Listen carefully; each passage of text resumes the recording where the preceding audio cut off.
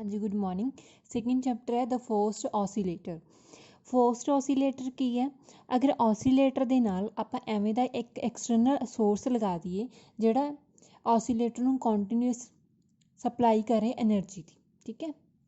ਉਸ ਦੇ ਨਾਲ ਆਪਣਾ ਜਿਹੜਾ ऑसीलेटर ਉਹ ਵਰਕ ਕਰ ਰਿਹਾ, ਦੈਨ ਉਹ ਵਾਲੇ ਜਿਹੜਾ ऑसीलेटर ਉਸ ਨੂੰ ਆਪਾਂ ਕਹਾਂਗੇ ਫੋਰਸਡ ऑसीलेटर। ਮੀਨਸ ਆਪਾਂ ਕੋਈ ਵੀ ਐਕਸਟਰਨਲ ਏਜੰਸੀ ਆ ਉਹ ਪ੍ਰੋਵਾਈਡ ਕਰ ਰਹੇ ਹਾਂ ਉਸ ਦੇ ਨਾਲ, ਤਾਂ ਜੋ ਜਿਹੜੀ ਐਕਸਟਰਨਲ ਏਜੰਸੀ ਦੇ ਨਾਲ ਆਪਣਾ ਜਿਹੜਾ ऑसीलेटर ਉਸ ਨੂੰ ਕੰਟੀਨਿਊਸ ਸਪਲਾਈ ਮਿਲ ਸਕੇ एनर्जी दी, दैन उस कहांगे आप ऑसीलेटर नूं फोर्स्ड ऑसीलेटर। ये दो पार्ट च कंसिस्ट कर रहे हैं। फर्स्ट है एक्सटर्नल एजेंसी, सैकेंड है driven system. Driven system damped oscillator हो सकता है, तो ड्राइविंग एजेंसी किहड़ी है? In case of mechanical system दे विच source of mechanical force, electrical system दे विच source of electromagnetic electromotive force. Driving जिहड़ा सिस्टम है ਜਾਂ ਡਰਾਈਵਿੰਗ ਏਜੰਸੀ ਹੈ ਉਹ ਐਵੇਂ ਦੀ ਏਜੰਸੀ ਹੈ ਜਿਹੜੀ ਆਪਾਂ ਬਾਹਰੋਂ ਸਪਲਾਈ ਕਰਾਂਗੇ ਜਿਸ ਦੇ ਨਾਲ એનર્ਜੀ ਸਪਲਾਈ ਕਰੀ ਜਾਵੇਗੀ। ਡਰਾਈਵਿੰਗ ਸਿਸਟਮ ਮੀਨਸ ਆਪਣਾ ऑसीलेटर, ਠੀਕ ਹੈ। ਇਹ ਦੋਨੋਂ ਇੱਕ ਦੂਜੇ ਦੇ ਨਾਲ ਚੰਗੀ ਤਰ੍ਹਾਂ ਕਪਲਡ ਹੋਣੇ ਚਾਹੀਦੇ ਹੈ ਤਾਂ ਜੋ ਜਿਹੜੀ ਆਪਣੀ ਕੋਲ ਕੰਟੀਨਿਊਸ ਸਪਲਾਈ ਹੈਗੀ એનર્ਜੀ ਦੀ ਉਹ ਉਹਨਾਂ ਨੂੰ ਮਿਲ ਸਕੇ।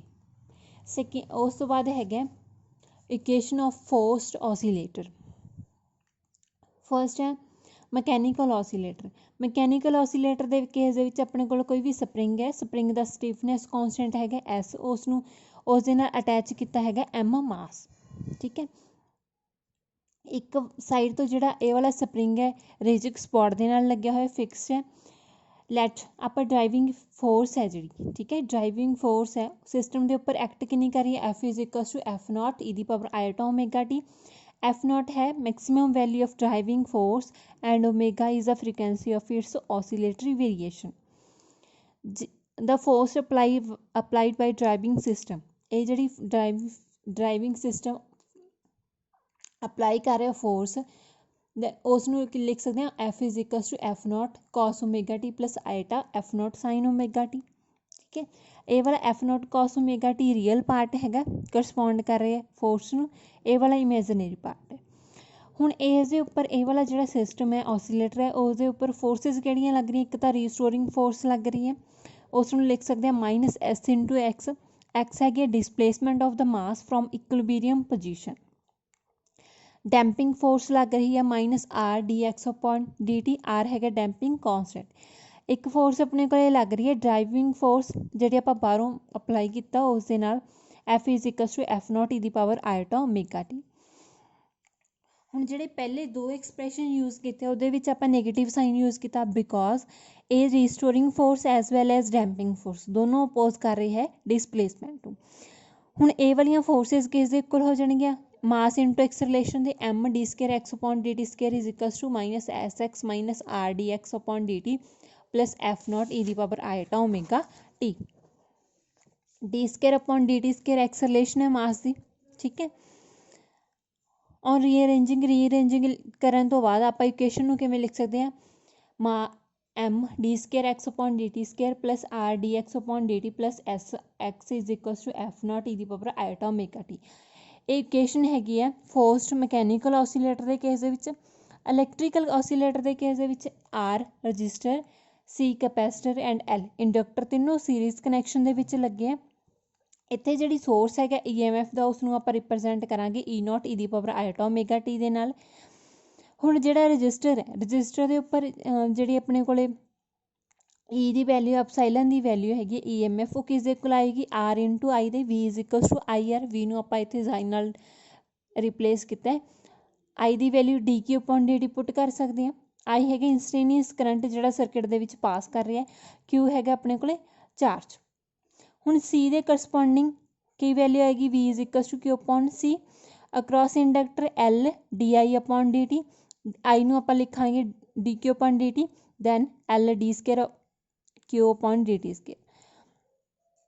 उस तो बाद ए वाला जिहड़ा आपां अप्लाई किया, ठीक है, ए वाला ई नॉट एप्सिलॉन नॉट ई दी पावर आयोटा ओमेगा टी वो किस दे इक्वल है? ये वाली जिहड़ियां अपने कोल फोर्सिस लग रही हैं ई एम एफ प्रोड्यूस हो रही हैं उन्होंने तिन्हों के प्लस के सम के इक्वल है।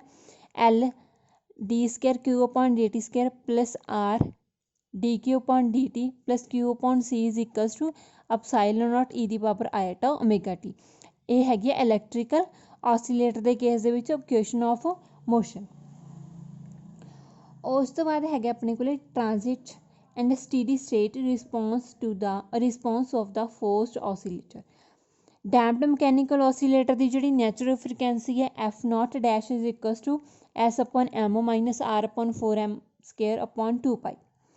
ਇਹ ਲੱਗ ਰਹੀ ਹੈ ਆਪਣੇ ਕੋਲੇ, ਠੀਕ ਹੈ, upon via driving force oscillate with the frequency F. Suppose time T के उपर जो ऑसीलेटर है उसके जोड़े उसके उपर फोर्स लग रही है वो कितनी है driving force f is equals to F naught E the power iota omega t. ये जो ऑसीलेटर है जो डिस्टर्ब होएगा इक्विलिब्रियम पोजीशन के उपर दैन ये ऑसीलेट करेगा with natural frequency F not dash के नाल। ये जी ड्राइविंग फोर्स है वो की करेगी, वो इंपोज करेगी फ्रीकुएंसी एफ नूं। जिहड़ी ऑसीलेटर की फ्रीकुएंसी एफ है, अपनी फ्रीकुएंसी एफ है ऑसीलेटर की, तो जिहड़ी ड्राइविंग फोर्स है उसनूं इंपोज करेगी। Then actual motion will be some sort of a combination of two types of oscillation. Then actual motion है जिहड़ी उसदे विच दो कंबीनेशन है दो टाइप्स ऑफ ऑसीलेशन दा। नैचुरल जिहड़ी ऑसीलेशन हैगी सिस्टम की वो डोमीनेट करेगी, ठीक है, कंबीनेशन दे विच। दैन टाइम पासिस दे नाल ऑसीलेटर हैगा जिहड़ा ऑसीलेटर की करेगा ड्राइविंग फोर्स तो उसनूं ऑसीलेटर नूं स्टार्ट करेगा with the frequency of driving system दे नाल, ठीक है। तो जिहड़ी नैचुरल ऑसीलेशन है ऑसीलेटर की परसिस्ट करेगी सिर्फ बिगनिंग दे विच, ते जिहड़ा बिहेवियर ऑसीलेटर का during this short interval of time is called transient. उसनूं आपां ट्रांजिट कहांगे ਜਦੋਂ ਆਪਣੀ ਜਿਹੜੀ ਨੈਚੁਰਲ ਫ੍ਰੀਕੁਐਂਸੀ ਦੇ ਨਾਲ ऑसीलेशन की नैचुरल फ्रीकुएंसी डोमीनेट करेगी ऑसीलेशनस ਦੇ ਵਿੱਚ। अगर अपने को ऑसीलेटर का बिहेवियर एवें ਦਾ भी कुछ टाइम तो बाद ਜਿਹੜੀਆਂ नैचुरल ऑसीलेशनस है वो डाइड आउट हो गई, दैन वो वाली ਜਿਹੜੀ स्टेट है उसनूं कहांगे स्टेडी स्टेट। दो स्टेट है ट्रांजिट एंड स्टेडी। ਜਦੋਂ ਤਾਂ ਤੁਹਾਡੇ ਕੋਲੇ ऑसीलेटर नैचुरल फ्रीकुएंसी ਦੇ ਨਾਲ ऑसीलेट कर रही है मीनस नैचुरल जिहड़ी फ्रीकुएंसी हैगी है वो डोमीनेट करेगी, वो वाली स्टेट नूं कहांगे ट्रांजिट स्टेट।